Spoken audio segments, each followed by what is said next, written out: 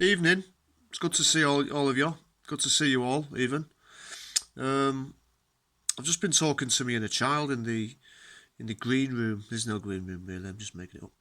In the back, in the fucking shit house. Just been talking to me and a child there. Um, and even he says that it's great. It's great. It's really nice, gorgeous to see everybody here now today.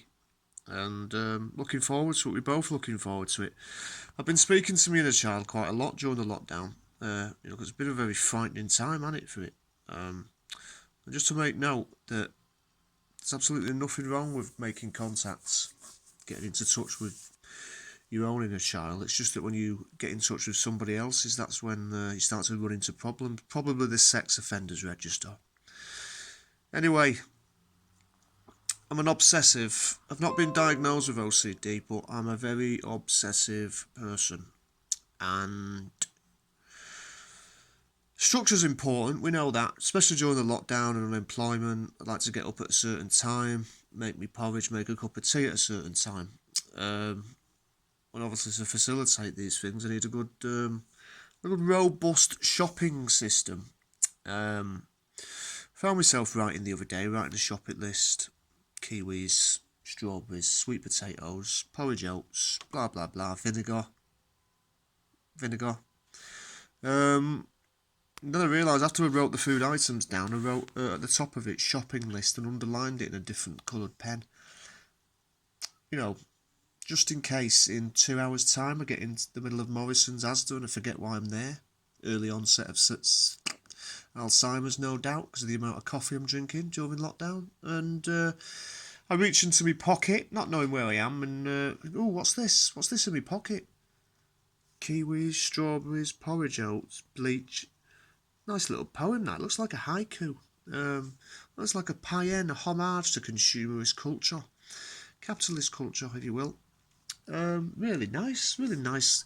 Kind of symbolic of the age we live in. And, yeah, enjoyed that. Anyway, hour's time, I'm back at home. Dawns on me that was actually a shopping list. So I'm sat there eating my soup and my sanitary towel sandwiches, because that's all I bought randomly from the supermarket, and away we go. I've always been like this. I've always been structured and had an element of self-control, mainly control over my environment and my routine. When I was a child,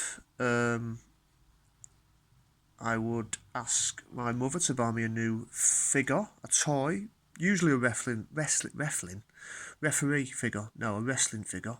And when I got it home, I was excited to get it out and get it, play with it. Not my penis. I'm not like that. I'm not that one of those comedians that jokes about their own cock. No, I'm a joke about paedophilia and getting in touch with your inner child. But anyway, when I get it home, that's beside the point. When I got it home, I couldn't allow myself to get it out and play with it until I'd taken my outdoor shoes off and put my indoor slippers on. Now, you might be thinking, what does he mean, indoor slippers? Such a thing doesn't exist. Well, let me tell you, that was a mistake in my speaking. So, yeah, my slippers, indoor, outdoor slippers. I wouldn't allow myself to open the toy before I got my slippers on. So attuned was I at delaying gratification from such an early age when there was seemingly a lot of chaos surrounding me.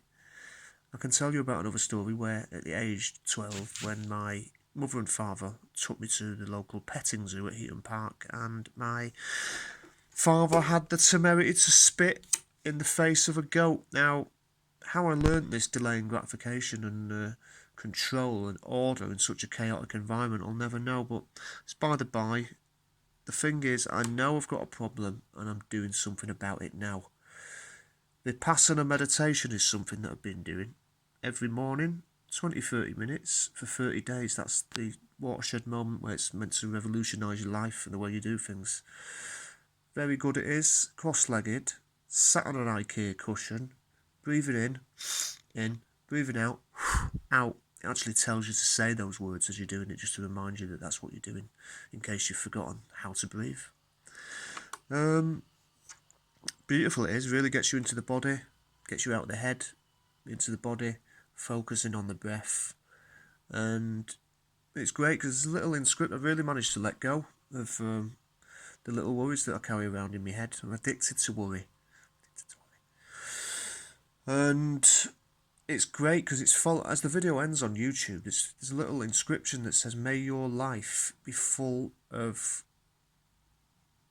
human kindness." I can't remember now. I had it written down somewhere.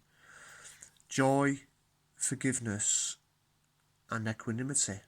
And may you be able to let go of the small things in life so you can move forward. So it's all about letting go, and I think it worked. Although, reading the inscription a second time, even a third time, I noticed that they'd missed the Oxford comma between the second and third items. And obviously we all know that that piece of punctuation is used to divide the penultimate and ultimate item in a list of 2 or more items. So how can I take that video seriously when it doesn't abide by the basic tenets of English punctuation? So that stressed me out. I went to a guided meditation class a couple of weeks ago. I thought, well, I can't be trusting these videos anymore. Went to a guided meditation class. Good experience. 20 of us lay down, breathing, cushions again.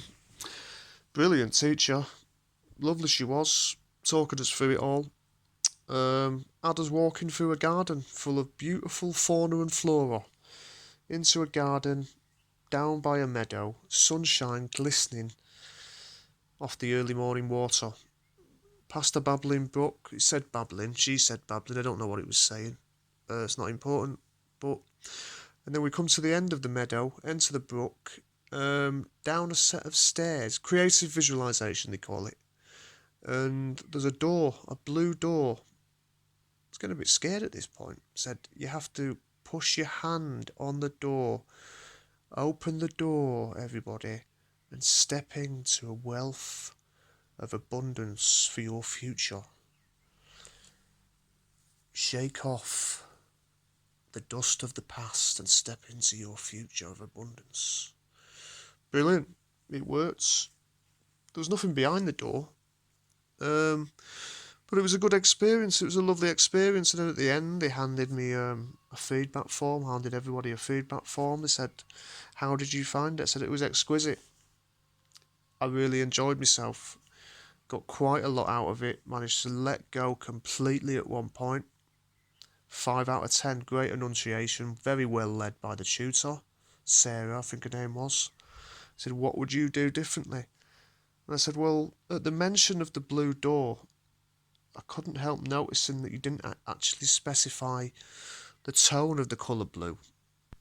And since we're on the matter, it looks like some of the paint was peeling on the door itself. Now, I'm sure that's not representative of all your courses that you run, but for future reference, I've supplied you with 5 Dulux swatch cards, ultramarine, eggshell, azure, and marine blue. And if you want to contact me at any time at aspinall.john@gmail.com. And just for a little message for the ladies out there, that is my actual email address. So if you like a man that's with an attention to detail, please do not hesitate to get in touch at any time. Many thanks. Yeah, so finally managing to let go. Toodle pip.